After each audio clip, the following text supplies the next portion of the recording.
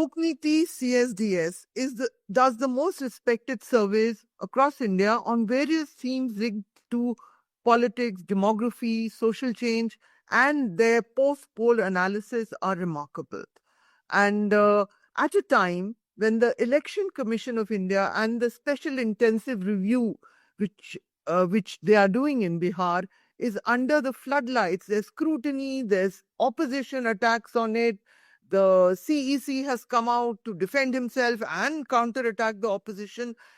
There is a lot of noise and optics about elections, electoral rolls, disenfranchisement, fairness in electoral processes in India. At that time, we can have no one better than Sanjay Kumar, professor and co-director of the Lokniti CSDS project, to walk us through some of the themes that are currently occupying our minds. Sanjayji, thank you so much for joining Frontline Conversations. I'm Sabha Naqvi, and thank you so much for being part of this. Thank you for inviting me, Sabha. Yeah.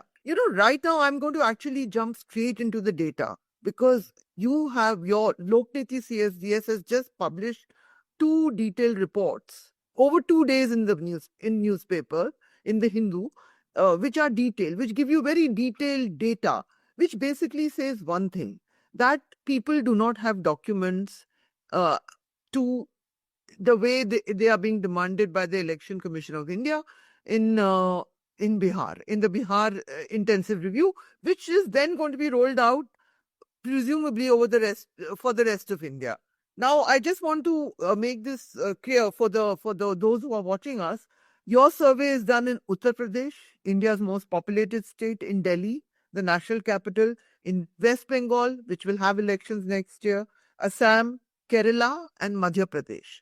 So it's important to know where we are getting our data from. So, Sanjayji, this whole idea of elections, the way they can be conducted, is it unfair? Is it discriminatory? Could you just tell me your thoughts on it? See, the survey which we conducted, the aim was very simple. We wanted to know what kind of documents people possess in these 6 states. We just picked up the states randomly, and we figured out that, and we wanted to ask about the 11 documents which Election Commission is asking for, plus a couple of more documents. We figured out that Aadhaar is a document which is possessed by a very large number of people in all the state. It is roughly in the range of 97, 98%, etc. But if we look at the various other documents, PAN is also possessed by a very sizable number of people in the range of 55, 60, 70, 75% people. But if you look at like passport, very less, birth certificate, any document related to ownership of the house, so very less. So we wanted to know what proportion of people would have difficulty in producing these certificates, because we should not forget that Aadhaar is not considered as one document. And that's the demand being made by the opposition, that if you make Aadhaar a document, then it becomes easier for the people to produce the document. If you don't make Aadhaar as a document for proving the residency, then it becomes very difficult for the people to produce this document. The survey also indicates that the people who are on the, if you look at the economic ladder, people who belong to the poor and the lower class section, they will have more difficulty in producing this document, because if you look at passport and some other document, among the poor, very few people have these documents. Right. So, no, in fact, your data shows, I was astounded actually. I was just going through it because one had read the broad headlines, but now when one goes into detail, I'm taking 2 Hindi belt states, which is where the Bharatiya Janata Party, India's preeminent party, is dominant. 2 Hindi belt states. Let's look at the data here. Madhya Pradesh, the absence of parents' certificates is 87%. 87% people in MP cannot deliver the parents' birth certificates. It is in Uttar Pradesh, it is 72% for mothers, 64% not having it for fathers. In Bengal, 70% fathers, 68% mothers don't have it. Interesting, in Kerala and Assam, also the range is between 52 to 60%. So there are curious things there. The other point that the data makes is that there's the capacity of the Indian state to also provide this documentation is also highlighted. I would like your thoughts on that. Can people get these documents unless they're very rich, very educated, very well connected, know how to walk into the Tehsildar office or the DM's office and say, "Mujhe ye documents chahiye. I need these documents." Or is it possible, for the average let's say, mildly, somebody with some education but not fully educated, working as labor, migrating for all of this, is it possible in your view? See, we all know that getting a document, these kind of document for an average citizen is not easy. It's very difficult. Getting your driving license also, if you go to the Transport Authority office, you figure out that if you go by the process, it becomes very difficult to obtain a driving license as well. And this applies to various other documents. Aadhaar is easier, and that's why we see a very large number of people having Aadhaar. But getting these documents is difficult. I'm not saying impossible. And we did ask this question in the survey, that how confident are you that you will be able to get these documents? And people, more than quarter of the population, roughly in the range of 30-35% people in all the state mentioned, it's not going to be easy to obtain these documents. I'm not surprised about the numbers which you read out about fathers and mothers not possessing, the birth certificate or the 10th certificate, these various kinds of certificate. Because remember, this is a survey being conducted among the people above in the age group of 18 to, 18 plus.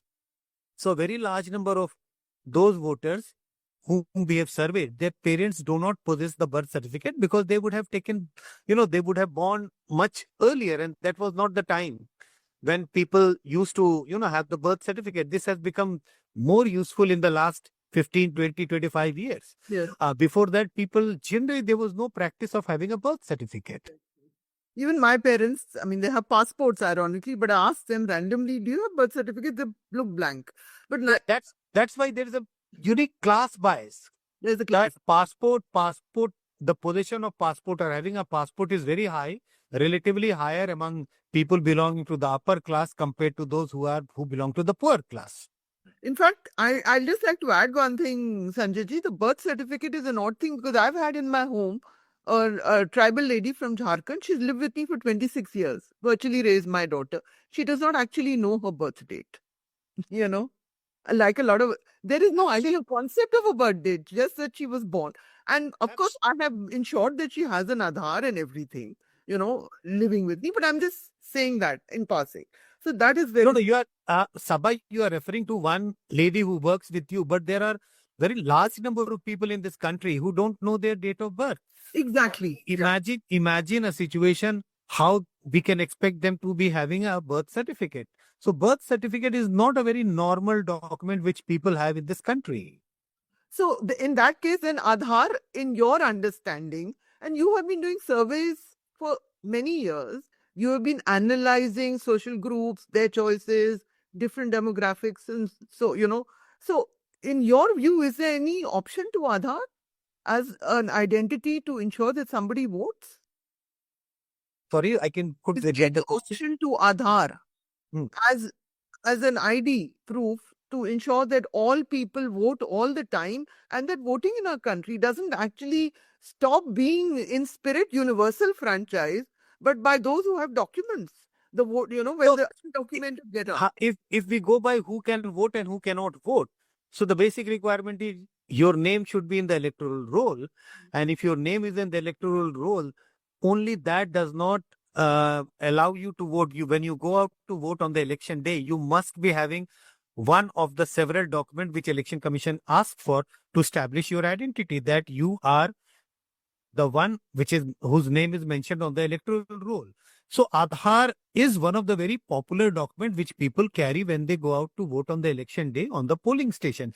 Some people do have their voters ID card. Voters ID card position is also fairly high. In the range of 75-80% people have their voters ID card. So these are the two documents when it comes to voting. Very popular. also in the day-to-day life, whenever you go and you are asked for an identity. And that's the demand of the opposition, that allow Aadhaar to be used as one of the identities to prove that they are the ordinary resident of the place.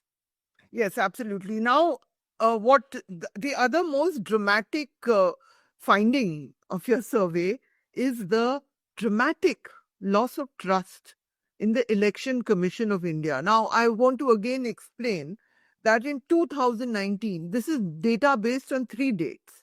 There is data based after the 2019 general election. Then there is data based after the 2024 general election. And then we have data based now, where you have done the survey, which is in 2025. And the data is pretty stunning to my mind, and there are different categories that I'll just go through one state. And I'm not looking at Uttar Pradesh right now, I'm looking at West Bengal, because it had a dramatic result in 2019, right? When suddenly the Bharatiya Janata Party won seats in that state. I'm just correlating my political knowledge with the data. But at that time, the high trust of the Election Commission in 2019 was 48%. 48% people had a high trust. After 2024 also, in the West Bengal Lok Sabha election, there was 53% of people had a high trust. But suddenly, and so it's sort of, now, is there a dropping trust, or is it the same? Whereas I find that, so in 2025 survey, 8% of people have no trust. And in the UP data, I'm getting actually a bit confused with all this data. In the UP data, 30% of people have no trust, whereas whereas it was in 2019, 11% of people had no trust.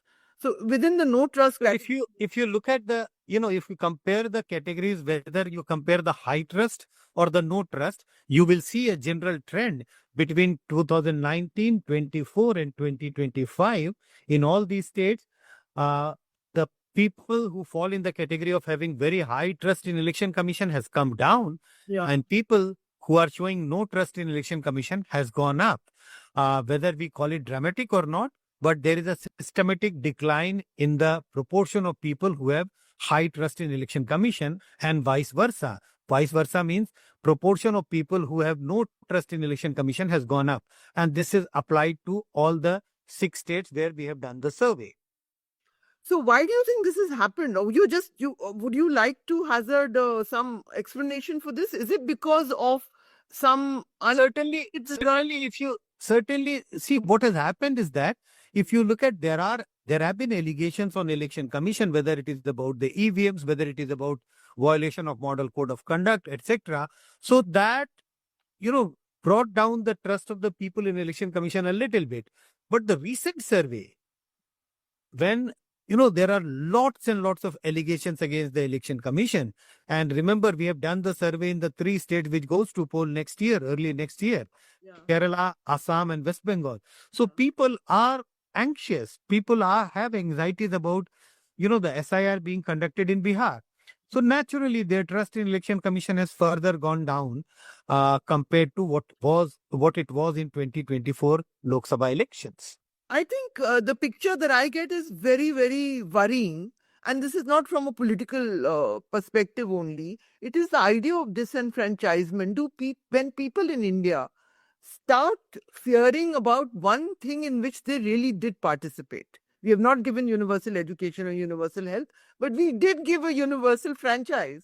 And people, I know that the poorer they are, the lower they are, more enthusiastic to vote. It is the one day they have to go and vote. So what absolutely disturbing is that absolutely, and people vote with a lot of sense of pride, even if people have one vote. But the sense of pride is that we are the one who elect a government. We are the one who we are responsible for defeating. We have the power to pull one government down, even though the person has one vote. But that's the pride with which they go out to vote on the election day. And if look at the anxiety of the people when they go out to vote on the election day and their name is not in the electoral roll. They feel that they are being cheated. They feel that they have been, you know, disempowered. So that's a that's a big issue among the Indians, that yes, we have the power to vote, we have the right to vote, and we have the power to change the government.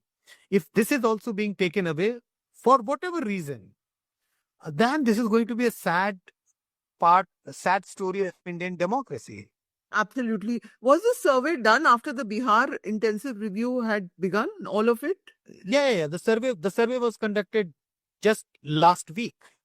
Okay. So then we are getting that there is already, it's not in your survey, it's not that everyone knows about the intensive review, but a fair amount do know about it. Yes, Here's almost in all the states, if you look at, almost 40 to 45%, 50% people knew about this exercise, and still a very large number of people had no idea about the SIR being conducted in Bihar. And we should not be surprised about that because a very large number of people are worried about the day-to-day earning in the villages, small towns. We should not expect everyone to be worried about what's happening in SIR. Absolutely. I agree with you because people are just surviving day to day. That's, but the point is that I think is the big concern, that if people start worrying that the one thing we were sure of is going to be taken away. Are we at that point right now, Mr. Sanjay Kumar, where we don't through surveys seen such loss of credibility in the processes of the election processes before, in the time you've been doing it? Have you seen it? No, I don't think that a very large number of people have the worry and the anxiety that their voting right will be taken away. But yes, there is a lot of anxiety is what is going to happen. I'm not saying that a very large number of people are almost convinced that their voting rights are being taken away. In the survey also, 9% people did mention that they don't think that this work will be completed properly, in a sense the voter list will be revised properly, and another 16% people had some some worries about that. But these 25% people are worried that this will not be done properly, and then their vote may be stuck out. This to me is a worrying moment, in a sense, a number which should worry me, that a large number of people have anxieties about whether their name is going to come in the voter list or not.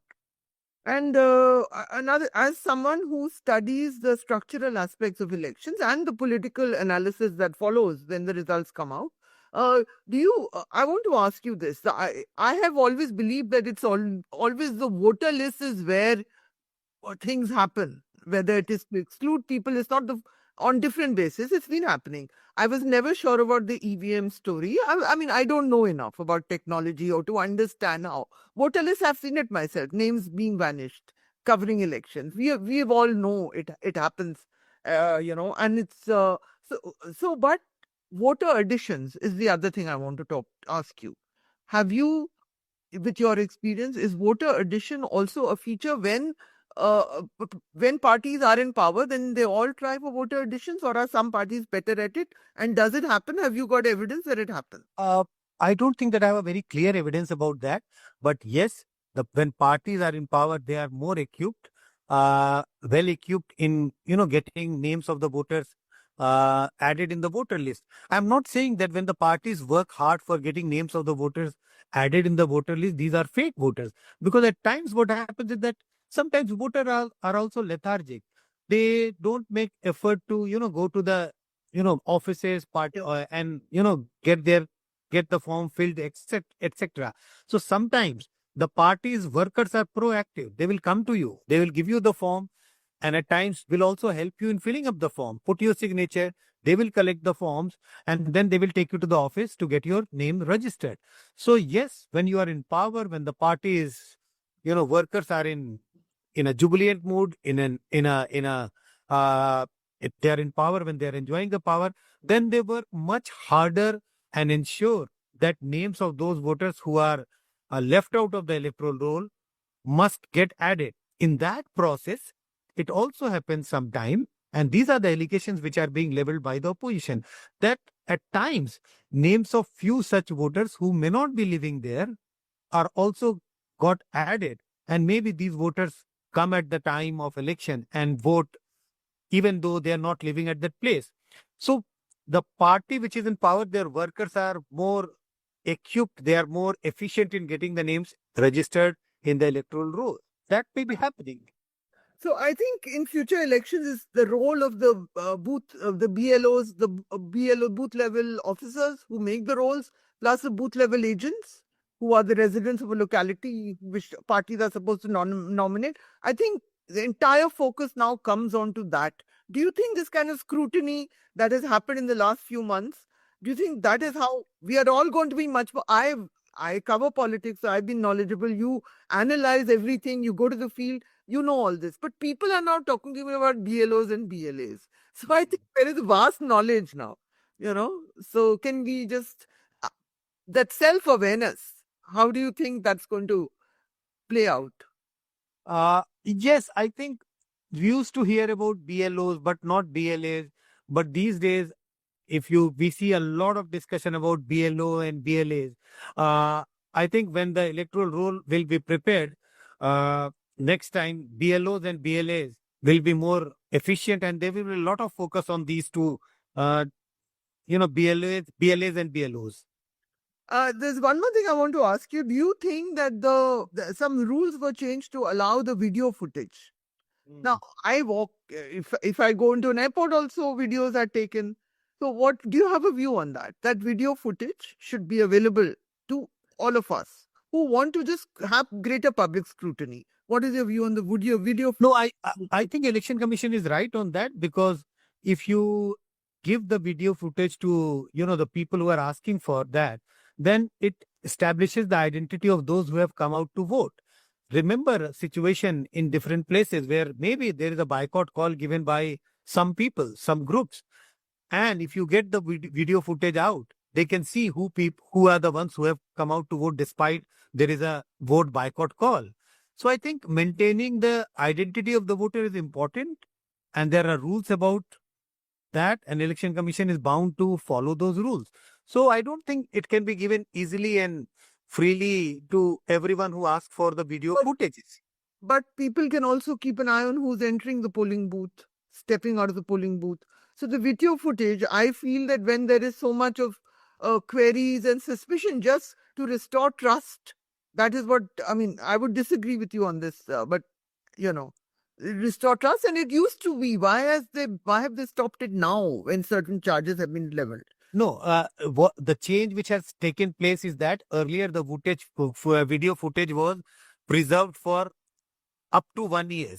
Yes. Now they are saying that we will destroy the video footage after 45 days, because any petition can be challenged, the elections can be challenged only within a period of 45 days. So if 45 days period has been lapsed, then what is the use of keeping the video footage?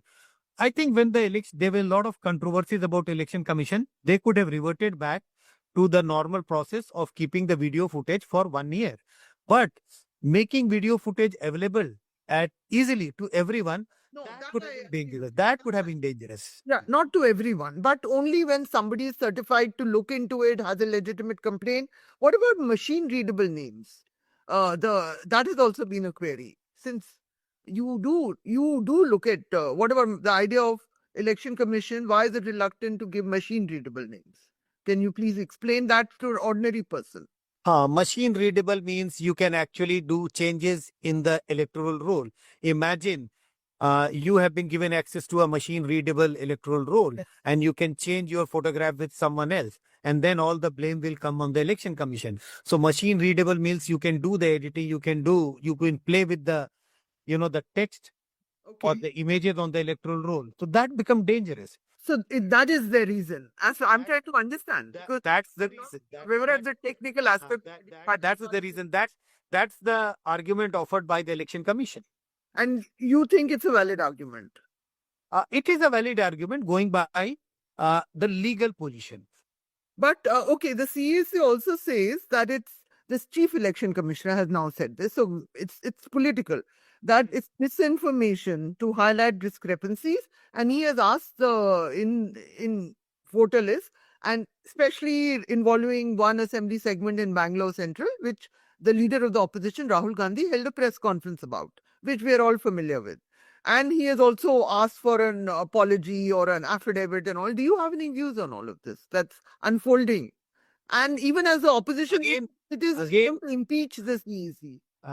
no, again, what's happening is that what election commission is saying is legally, technically right because they're citing laws about that.